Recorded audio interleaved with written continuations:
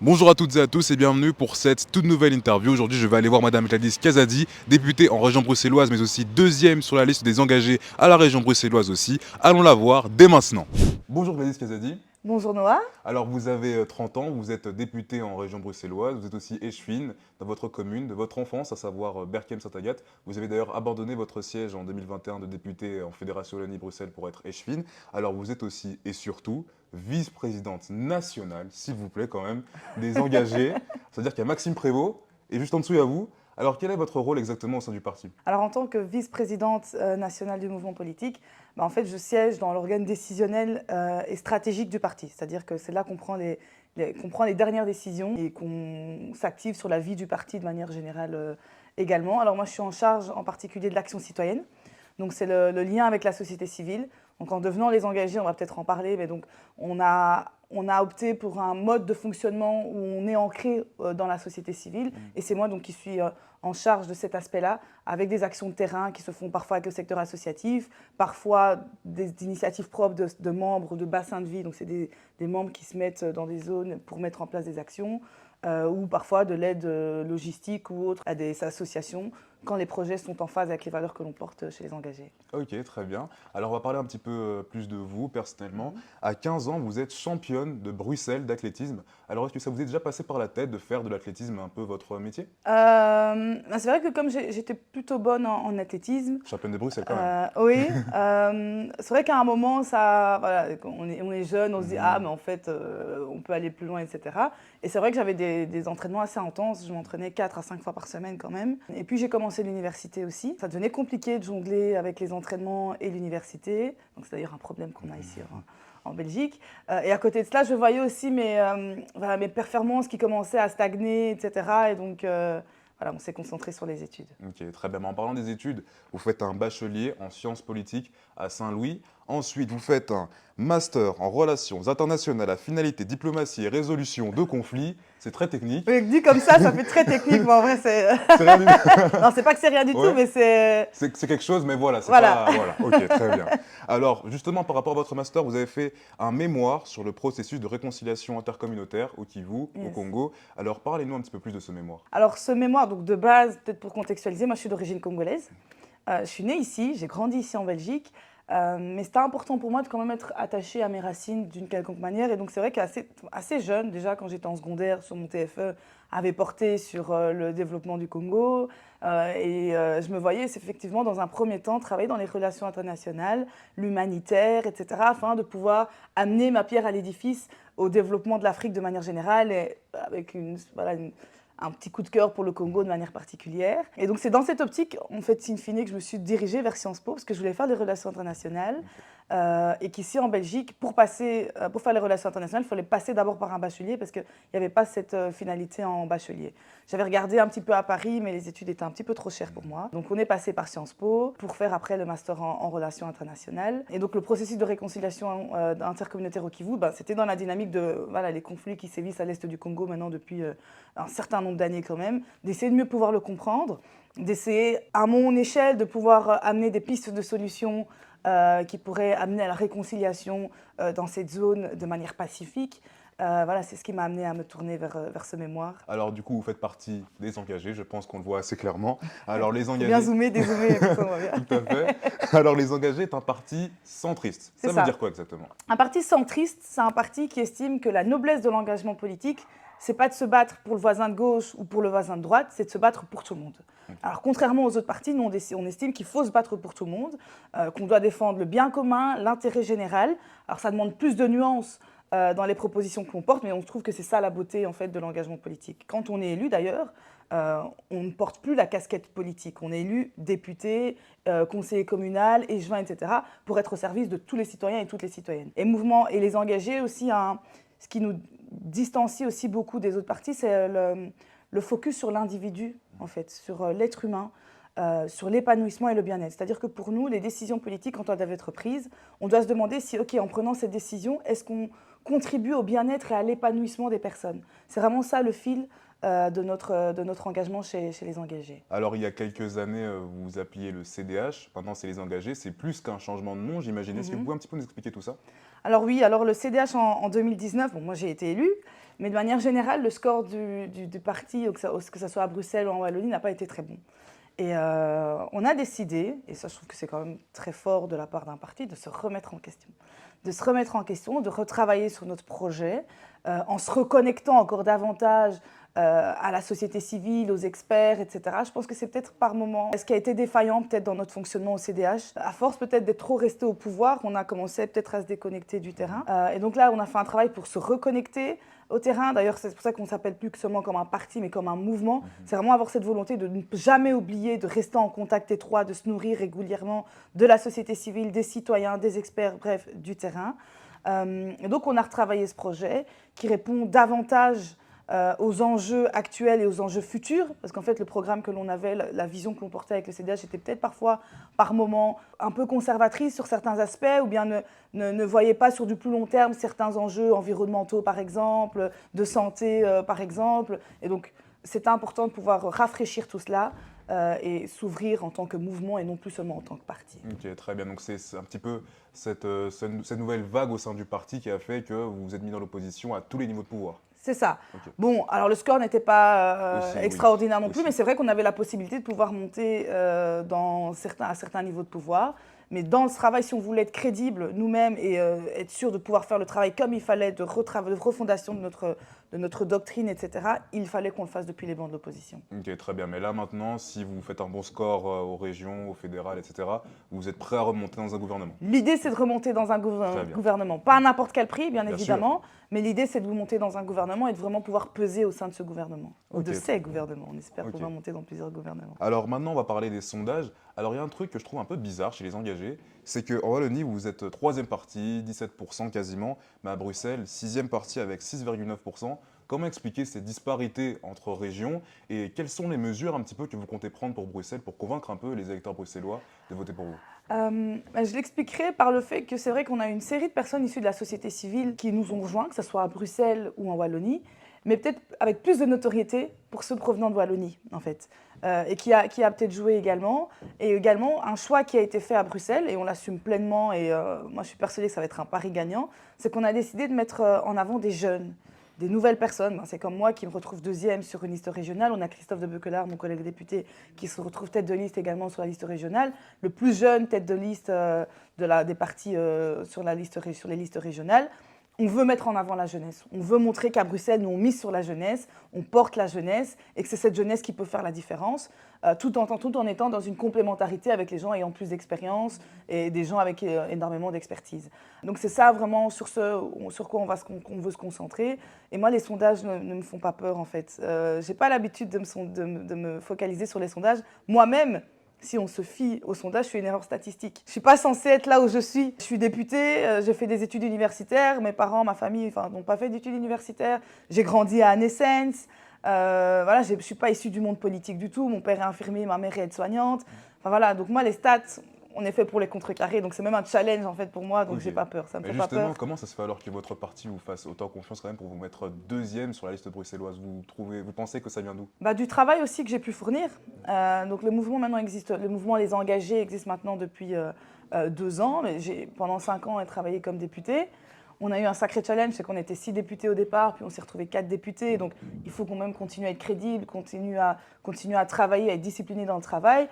J'ai pu faire mes preuves et donc on a vu le sérieux de mon travail également. Et puis il y avait aussi cette volonté de montrer qu'en tant que femme issue de la diversité, chez les engagés, on estimait que toute personne pouvait, peu importe sa spécificité, devait pouvoir prendre sa place au sein de la société. Donc c'était aussi un signal qu'on voulait montrer chez les engagés, de dire que tout le monde a sa place chez nous, qu'en fait qu'on est un mouvement inclusif et ça se voit de cette manière-là également. Ok, très bien. Alors maintenant, je vais parler un petit peu de l'après-élection. Alors, j'ai vu récemment que le CDNV, qui est un peu, alors je grossis le trait, la version flamande des engagés.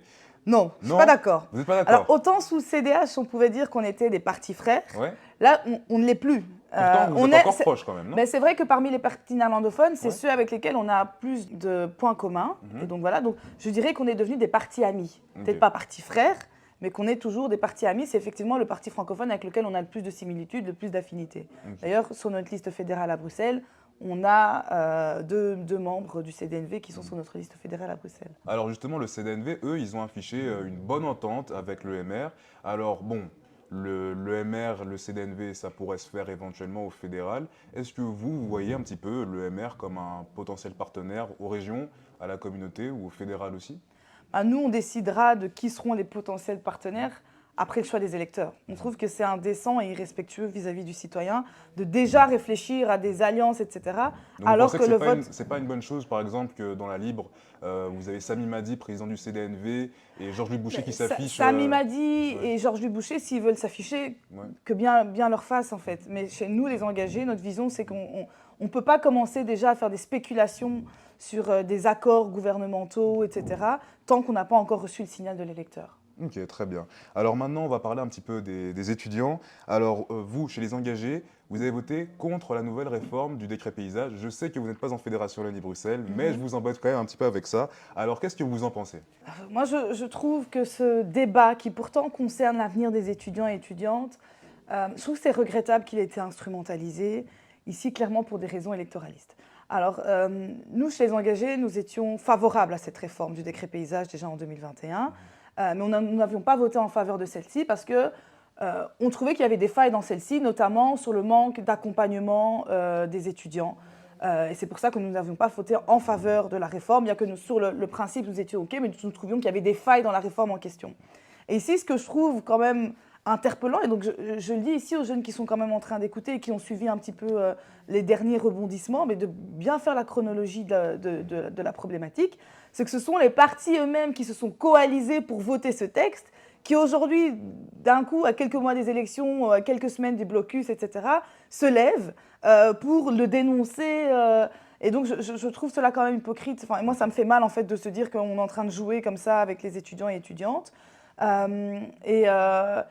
Ces partis même, ici, maintenant, il y a le texte PS Écolo qui a été voté, sont eux-mêmes en train de dire qu'il faudra, et c'est ce qu'on disait depuis le départ, sous la prochaine législature, retravailler, se poser pour retravailler clairement ce décret afin qu'il réponde au mieux aux besoins des étudiants. Mais voilà, on est parti dans la précipitation ici pour aller vite voter un texte pour faire tendance auprès des jeunes. Et ça, je trouve ça regrettable. Donc voilà, moi, c'est vraiment la déception par rapport à ce texte et le fait qu'on n'ait pas pris le temps de vraiment se poser parce qu'il en va quand même de l'avenir d'étudiants, de leur avenir professionnel et in fine, en fait, de l'avenir de la société également. Vous pensez que c'est un peu un coup de communication? Pour moi, c'est un coup de communication. Alors oui, il y a des failles dans cette réforme et donc il faut les retravailler, mais pas à la va-vite comme ça. On ne le fait pas comme ça en 2 semaines, en 1 semaine, pour après... parce que quand ils ont voté leur texte, si vous suivez les réseaux sociaux, il y avait le PS qui disait c'est grâce au PS, Écolo qui disait c'est grâce à Écolo, et c'était tout de suite... Enfin, je trouve que voilà, les étudiants méritent plus de sérieux que cela. Alors justement, toujours pour parler des étudiants, en ce qui concerne la précarité étudiante, alors qu'est-ce que vous pensez faire pour pouvoir lutter contre cela si vous êtes au pouvoir? Bah, au niveau de la précarité étudiante, il faut savoir que la précarité étudiante, elle est transversale. Donc au niveau de la précarité étudiante, il y a déjà des bourses d'études qui existent, mais pour nous ici, il faut augmenter à côté des bourses d'études des aides qui peuvent être octroyées à partir des hautes écoles et universités pour les étudiants. On a les épiceries alimentaires qui existent également et vers lesquelles on doit pouvoir davantage faire de promotion au sein des instances, que ce soit en haute école ou université, on n'en fait pas encore suffisamment. Beaucoup d'étudiants ne savent pas qu'ils peuvent se diriger vers des épiceries alimentaires. Il y a la question également du matériel scolaire, en fait, syllabus, l'impression, etc. Syllabi, qui doivent être également prises en compte, en charge pour nous, parce que c'est tout ce qui est matériel à ce niveau-là pour les jeunes. Il y a la question du logement étudiant, gros enjeu également. Et nous, ce qu'on prône, c'est vraiment qu'il y ait un tarif préférentiel étudiant pour la location de logements étudiants et qu'on puisse enfin investir, quand on investit dans les logements sociaux, etc., qu'il y ait une catégorie de logements qui soit explicitement réservée pour les logements étudiants. Ok, très bien. Alors on va revenir un petit peu sur Bruxelles et la sécurité au sein de la région Bruxelles-Capitale. On sait que malheureusement les fusillades continuent de plus en plus. Et qu'est-ce que vous pensez faire chez les engagés pour lutter contre le trafic de drogue qui sévit dans la capitale? Alors c'est vrai qu'aujourd'hui à Bruxelles, entre les fusillades, les coups de... Enfin encore récemment, on a eu des coups de feu, la drogue, les règlements de compte. On n'est plus en sécurité. Et moi, je rencontre énormément de personnes, même des parents qui me disent « Mais en fait, nous, on n'ose même plus sortir avec nos enfants. Nos enfants qui allaient au bout de la rue juste pour acheter du pain, on n'ose plus les envoyer, les faire sortir, etc. » Et donc, clairement, on doit faire quelque chose pour amener de la sérénité et de la sécurité à Bruxelles. Alors, pour nous, chez les engagés, ça passe par une augmentation des effectifs. On estime qu'il manque plus ou moins 850 policiers. Et donc, on demande à ce que ces 850 policiers puissent être engagés, mais avec une orientation spécifique vers tout ce qui est de la police de proximité. Aujourd'hui, les policiers ne connaissent plus les citoyens. Si vous regardez même, vous êtes mal parqué, vous allez avoir un policier qui va s'arrêter, qui va juste descendre la vitre de sa voiture et vous dire hey, « bougez de là », etc. Donc, il n'y a plus de lien vraiment qui se fait avec le citoyen. On veut que ça puisse se réinstaurer. On demande d'investir davantage dans tout ce qui est prévention. Nous, c'est aussi de manière transversale, toute thématique confondue, la question de la prévention. On n'investit pas suffisamment dans le préventif. Si on investit dans le préventif, ici, on peut se prémunir d'une série de dérives qui sont en train d'avoir lieu, qui ont lieu en ce moment. Et un autre aspect, c'est d'investir dans les quartiers défavorisés, en fait. Il faut investir drastiquement dans les quartiers les plus précarisés, que ce soit au niveau social, que ce soit au niveau de l'aide à l'emploi, etc. Parce que beaucoup de personnes qui se retrouvent dans ces situations sont des personnes qui ne trouvent pas leur place au sein de la société. Et donc, s'ils ne trouvent pas leur place au sein de la société, c'est qu'on a failli quelque part. Quand je dis failli, ce n'est pas nous les engagés, c'est l'État. L'État a failli dans son rôle d'insertion des citoyens. Et donc, il faut agir. Et c'est vrai que c'est dans ces quartiers précarisés, défavorisés, souvent, qu'il faut le plus investir. Alors pour cette question, quelle est la mesure dans votre programme dont vous êtes le plus fier chez les engagés? Moi, ce dont je suis le plus fier chez les engagés, c'est le fait qu'on se définisse comme le parti de la santé. Pourquoi est-ce que j'en suis fière? Parce qu'en fait, une société qui fonctionne, c'est une société en bonne santé. Et la santé, en fait, elle doit être vue de manière transversale. Et c'est ça que les gens doivent comprendre. Et chez nous, les engagés, on l'a compris, on espère que les citoyens vont saisir l'importance de pouvoir également l'amener de cette manière-là. Et donc, vous nous amenez leur soutien. C'est que ça soit dans le logement, vivre dans un logement décent, pas insalubre, que ça soit dans la mobilité, que ça soit dans la prévention santé. En fait, si on n'est pas en bon état, si nous-mêmes nous sommes malades, on ne sait rien faire. Et donc, il faut qu'on soit en bonne santé, il faut que la société tourne bien. Et donc, c'est un peu, on a ce référent de la santé dans toutes les politiques. Et nous, c'est ce qu'on veut porter chez les engagés. Et donc, c'est une mesure dont je suis très fière. Parce que c'est la santé qui permet de tout faire décoller. Ok, très bien. Alors maintenant, le gouvernement fédéral avait voté une révision de la Constitution pour pouvoir donner plus de compétences aux régions, aux communautés aussi peut-être. Alors, qu'est-ce que vous en pensez? Est-ce que c'est bien pour vous de donner moins de compétences au fédéral, un petit peu plus séparer la Belgique, entre guillemets? C'est des questions qui doivent être vues en profondeur. Ce n'est pas juste du oui ou du non. C'est bien plus complexe que ça. On le voit bien, en tout cas à l'heure actuelle, le système ne fonctionne pas. On voit bien, le système ne fonctionne pas, il faut changer le système. Tout ne doit pas forcément être amené vers les communautés ou vers les régions. Certaines matières le doivent peut-être, mais ça doit vraiment être fait de manière posée. Et une autre chose, on aura beau ramener des compétences vers les régions, vers les communautés, si les niveaux de pouvoir ne communiquent pas entre eux, ça n'avancera de toute façon pas, parce qu'on peut dire que oui, au niveau sécurité, on va mettre davantage maintenant à la région, etc. Il y a quand même d'autres, il y a le ministère de l'Intérieur, de la Justice, etc., qui vont quand même être liés aux problèmes de sécurité qu'on peut rencontrer. Donc si ces niveaux de pouvoir ne communiquent pas entre eux, on va quand même se retrouver face à des obstacles. Et donc ce sur quoi il faut surtout se concentrer, bien évidemment, il faut voir comment réaménager toutes ces choses-là, mais c'est sur la communication et le dialogue entre les niveaux de pouvoir.